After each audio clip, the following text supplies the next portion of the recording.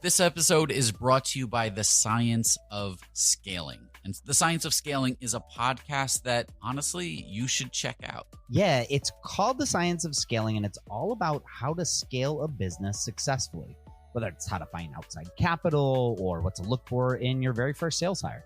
It's a new show hosted by Mark Fidelman. She's the best-selling author of The Sales Acceleration Formula. He's also a senior lecturer at Harvard Business School and the founding CRO of HubSpot. One thing that Mark mentions in the show is whether your company is valued at $1 million, $10 million, $100 million, the failure rate is the same, which means we suck at scaling. In each episode, you'll hear interviews with people like Kyle Parrish, the VP of Sales at Figma, and Kevin Egan, the head of sales at Atlassian. I've checked out a few episodes of The Science of Scaling, and it's great. Like, for me, I run a company as a bootstrap company. We're not the kind of company that's raised capital, but even still, things like sales, that's super important, and it's the lifeblood of our company. So for me, it's definitely helpful to hear how other people have sort of, who have been there and done it before, how they're actually approaching scaling. So go on in your favorite podcast app, whatever it might be, and search for The Science of Scaling. That's The Science of Scaling. Check it out. I think you're really going to enjoy it. This episode of Rocketship.fm is sponsored by Industry, the Product Conference. This October, gather with hundreds of product managers and product leaders from all around the world for 2 days of keynote talks, challenging working sessions, interactive discussions, social events, and more. Or add a third day and take part in half-day workshops with some of today's top product management facilitators for workshops on leading your teams to innovation, product roadmaps, achieving product market fit, and more. This year's lineup may be the best yet, with keynote speakers including product legend Marty Kagan. He's the author of the book Inspired, which is considered by many to be the seminal book for product managers and product leaders. There's also product positioning expert and author of Obviously Awesome April Dunford, and product leaders from Figma, IDEO, Amplitude, and so many other places. Plus, if you use the code Rocketship, you'll save $100 off your pass.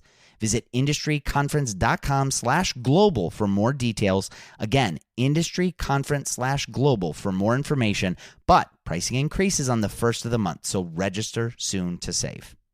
So as many of you may know, I ventured out this year. I left my job as the chief product officer at Dribbble to start a brand new company, and that company is gigantic. No, really, that's the name. We're actually very small today, but we are the training institute of the future. And my goal is to help you master the new influential disciplines that are driving results within organizations. And we're starting with some absolutely incredible courses like product leadership taught by Ben Foster, the former CPO at Whoop, deconstructing leadership with Allison Go, formerly of Meta and Amazon. We have revolutionizing marketing with AI, which is taught by Marie Osipova, who is the chief marketing officer at Penny.ai, and an upcoming product management course, which is taught by my co-host, Mike Belcito, along with Anna Marie Clifton of Coinbase and Asana, and Victoria Kennedy, who worked at Axios and Huge, and is now running her own venture capital studio. It's not just video courses. We're combining video lectures with take-home assignments and exercises, and then small group mentorship to really help make this information indelible for you and to help level you up, and all at a cost that most companies' learning and development budget covers. So if you're interested, go to gigantic.is, that's gigantic.is, sign up for a course, and you can actually schedule a call with me, and I'll walk you through everything that you need to know. And if you enroll and let me know that you heard about this on Rocketship, I've got a special discount for you.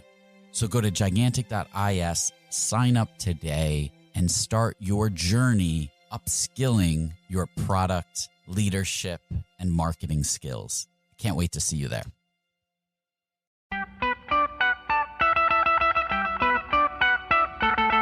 Welcome to the Rocketship podcast. I'm Michael Sacca. I'm Joelle Steiniger. And I'm Matt Goldman.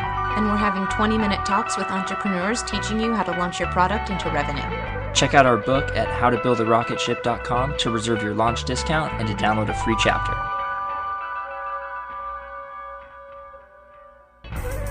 Okay, today we talked with Mark Fidelman, Forbes columnist and founder of Raynforest.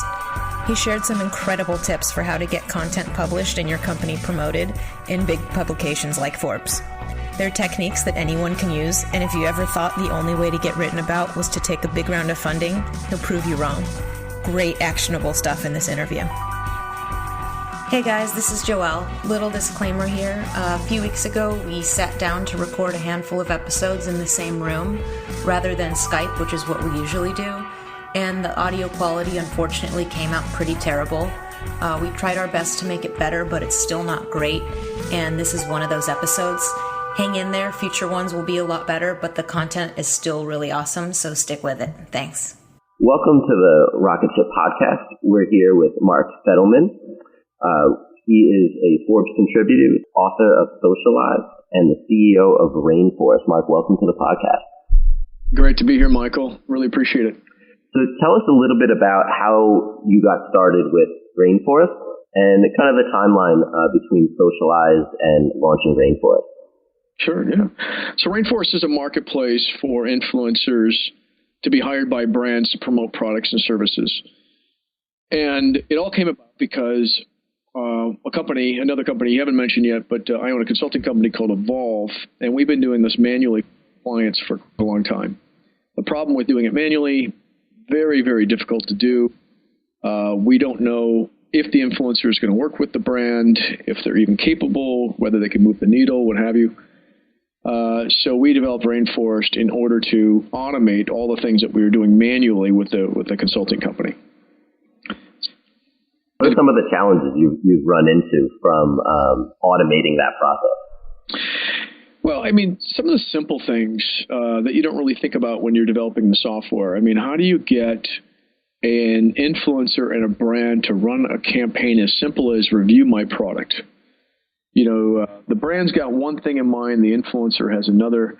So how do you make sure that you walk them through a process that makes sure that both come to a mutual understanding and you can monitor and measure and rate that progress all the way from beginning to end? And that in itself, believe it or not, took us 3 months to figure out. So this is complicated stuff. We're making it easy. I mean, that's our goal. So how long were you doing this manually, just so we can kind of understand the timeline of business growth here? Yeah, I did it 4 years. It was an accident. It happened on a blog.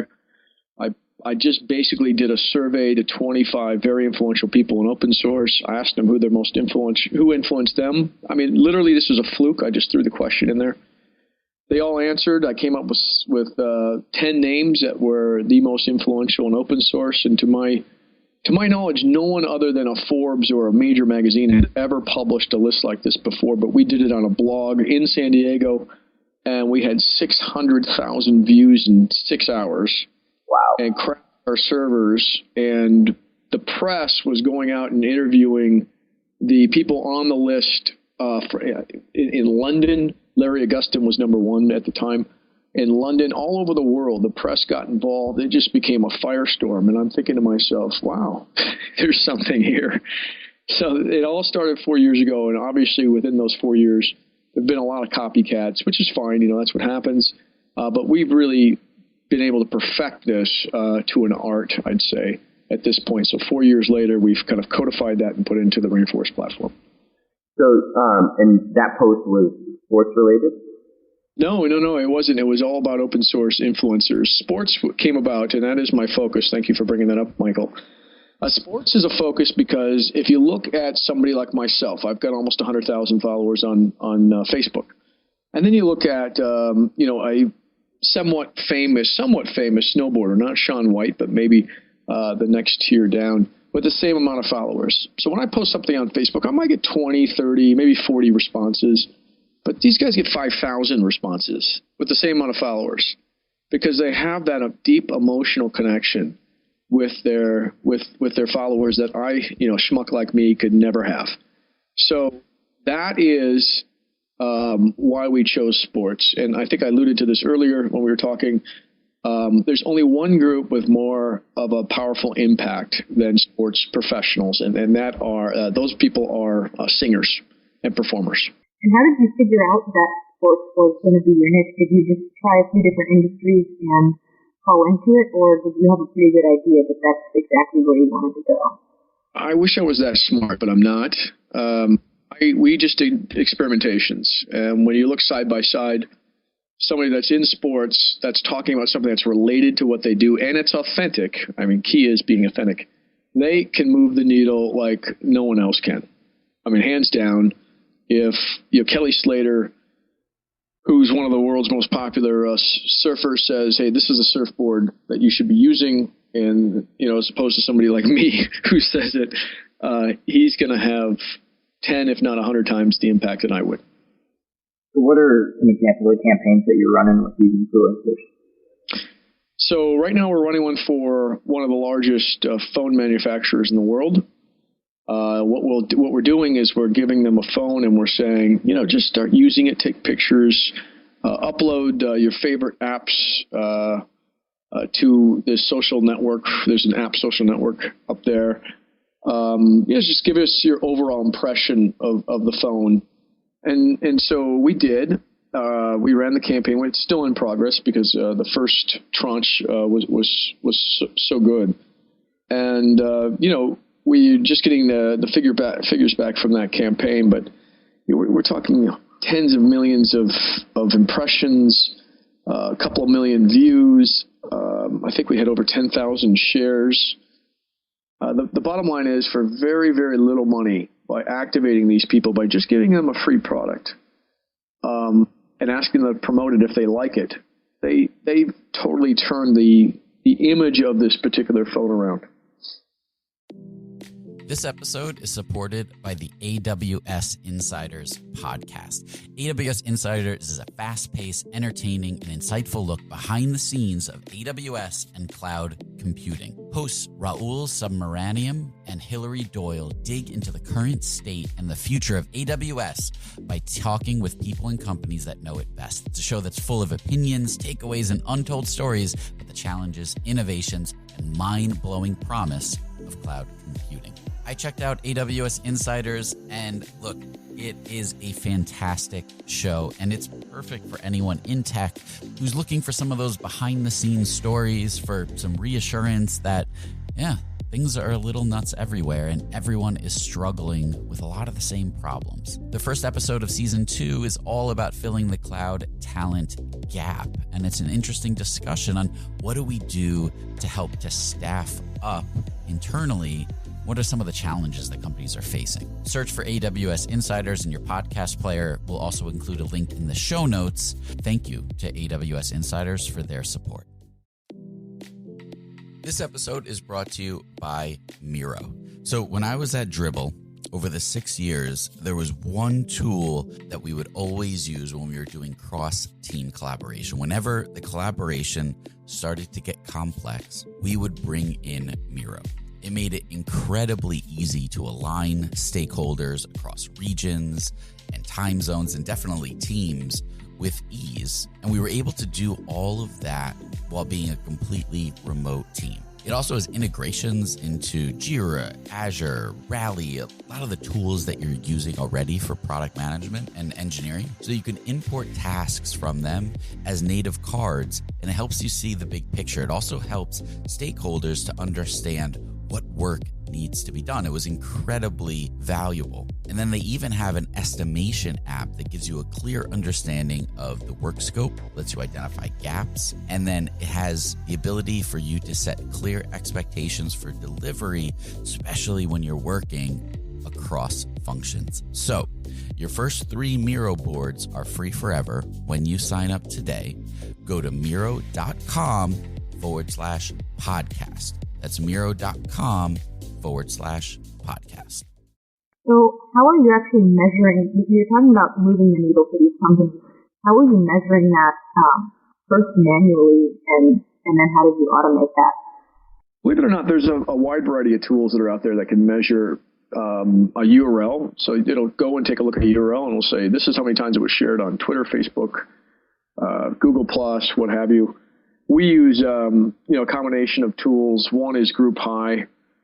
GroupHigh is a great place to not just find influencers. They're like the white pages of influencers. You're not going to be able to hire them there, but like you can on Raynforest, but you can find them, as well as track the performance of, campaigns that are run. There are quite a few tools, actually, that are out there that'll track, a URL. If you type it in, and you'll spit back, here's how many times it was shared, here's how many times it was viewed. So that's how we do it manually. Raynforest has a whole, automated set of solutions that measure a campaign, tell you how well they performed. And you charge per campaign, or is it a monthly deal where they're getting connected with a certain amount of people? Yeah, at this point, we're just charging per campaign. So if you're a brand and you want to spend $10,000 or $1,000 on a campaign, we'll take 20%. Cool. So you are also a Forbes contributor. And tell us a little bit about your journalistic background. Well, the funny thing is I have none. I'm probably the worst journalist until 4 or 5 years ago. What happened is I failed writing in college, and it was embarrassing. I consider myself a victim of the California public school system. So I failed it, and I was so embarrassed by that, I had to take a remedial writing, and they almost kicked me out. And it's a nice school, and I almost kicked out. So I took that embarrassment and I said, look, I'm not going to be the worst writer in the world. Let's see how far I can get, as close to becoming a great writer as possible. So ever since then, I've been practicing on becoming a better writer.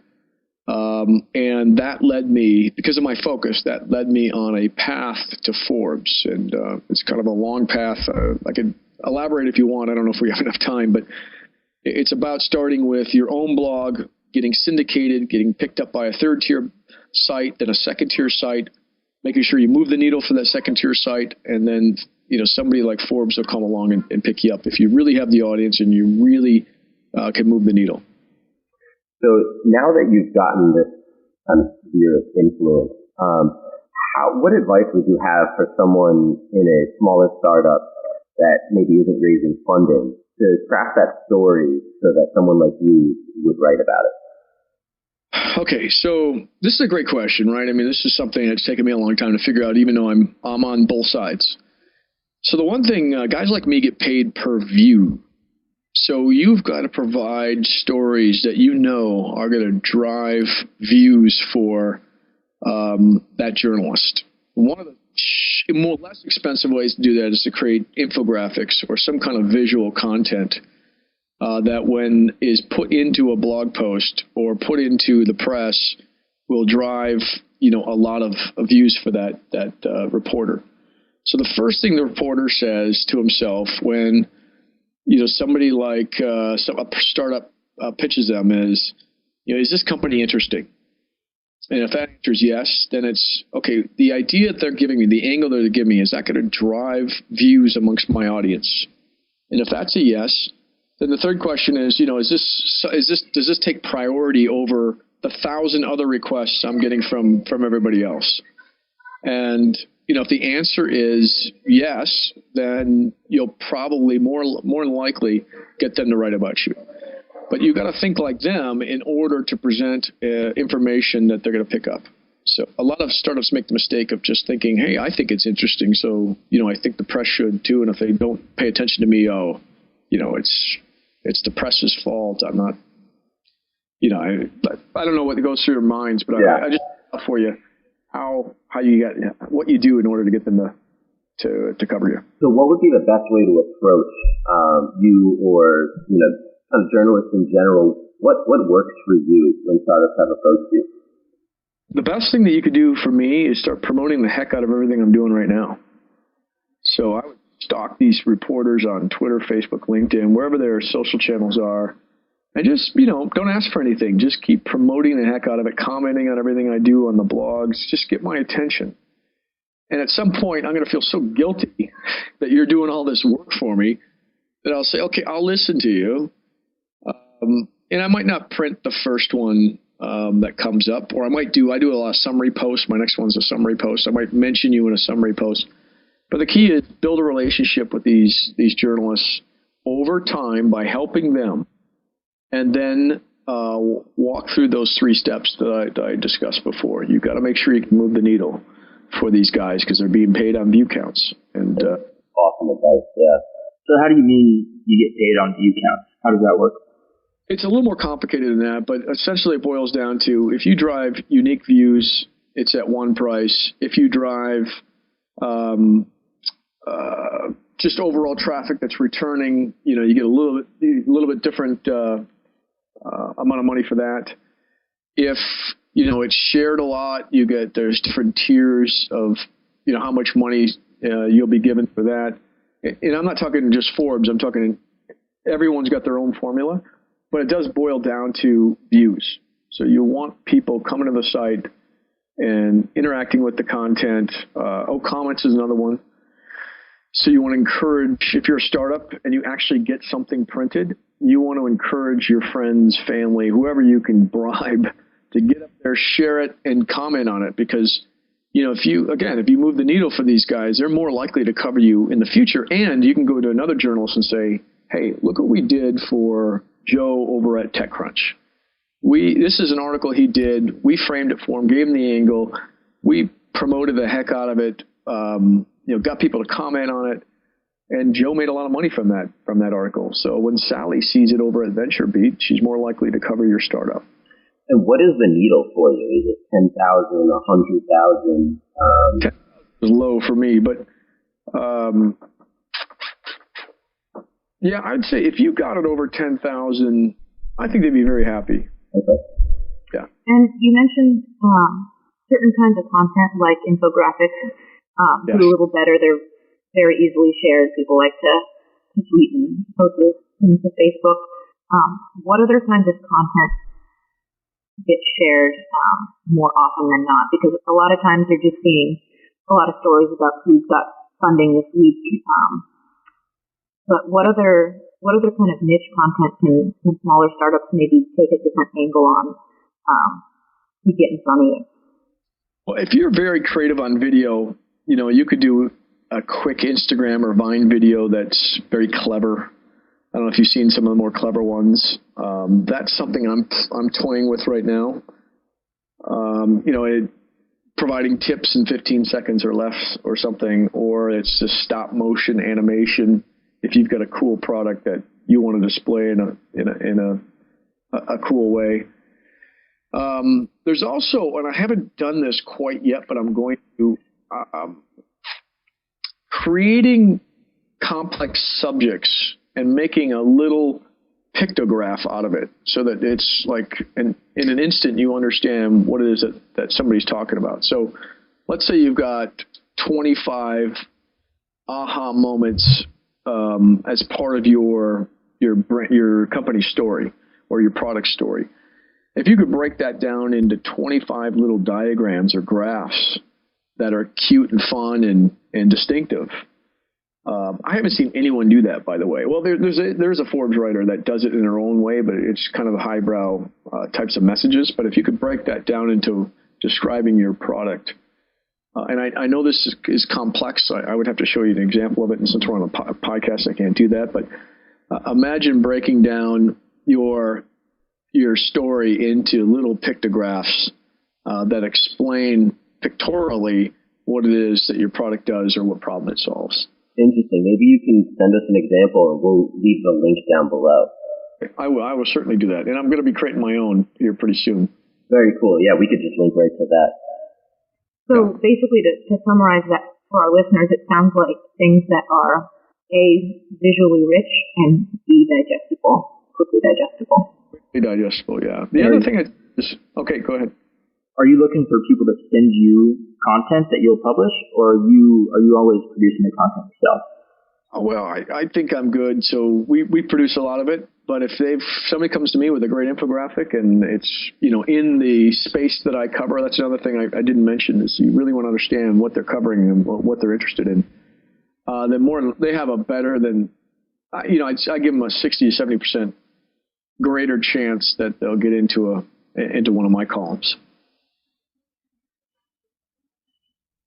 Yeah, so what I was saying is if you could create research, and this isn't cheap, but if you had research around a subject that I was very interested in, like somebody just sent me, and I'm going to put this into my next column, but somebody sent me social media use amongst student athletes in 2014.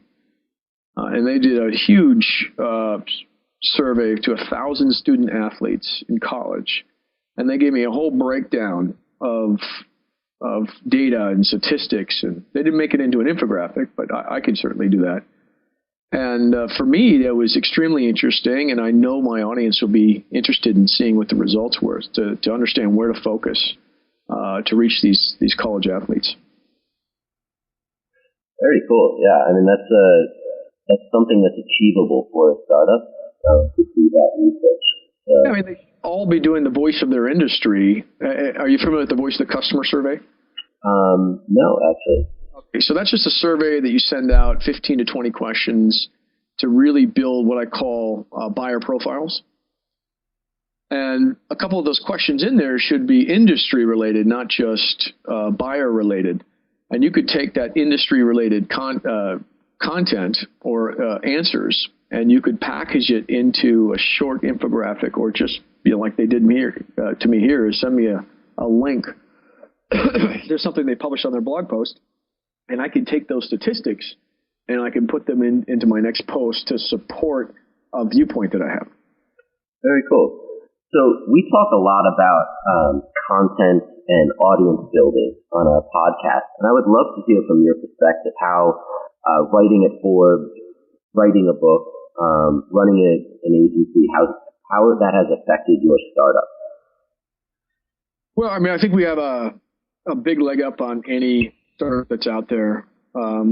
Because we know how to create great content, because we're constantly studying what's working, what's not out there.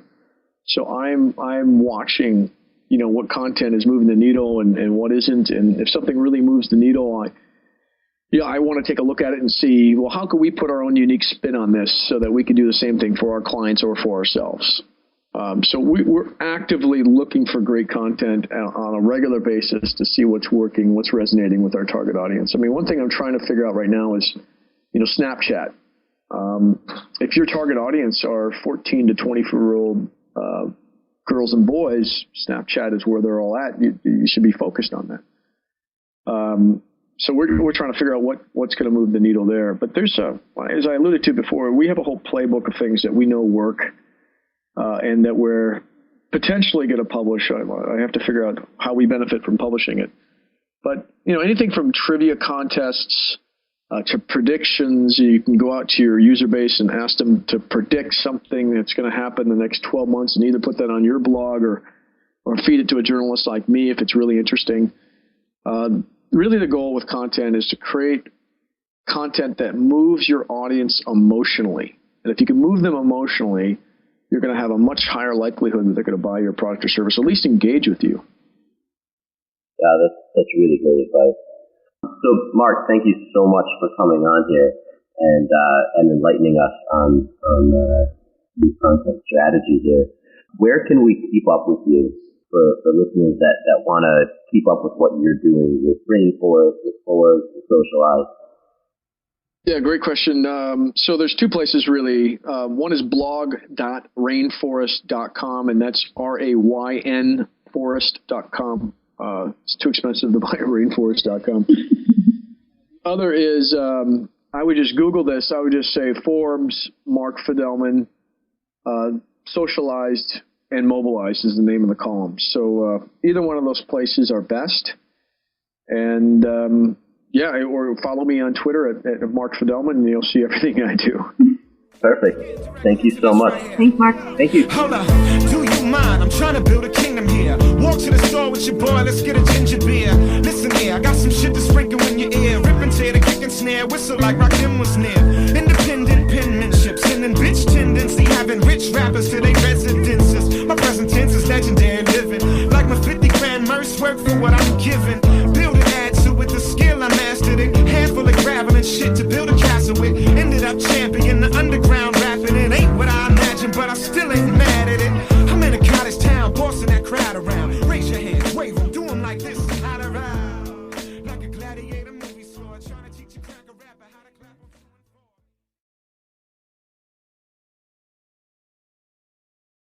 Hey, this is Mary Beth Lassiter. Are you craving a new podcast? I've got a recommendation. Check out Gravy, the James Beard Award-winning podcast that shares stories of the changing American South, brought to you through the foods we eat. It's produced by the Southern Foodways Alliance and distributed by APT Podcast Studios. Listen to Gravy on your porch during happy hour to hear about the mystery of the missing Pappy Van Winkle bourbon. Don't miss out. Follow Gravy wherever you get your podcasts. Hey guys, welcome to The Collective. I'm Brianne Helfrich, a 26-year-old bioethics PhD student and clothing brand CEO. Welcome to my podcast where we talk all things health and wellness, navigating your 20s, and becoming the best version of yourself. So, sit down, play that episode, and join the collective.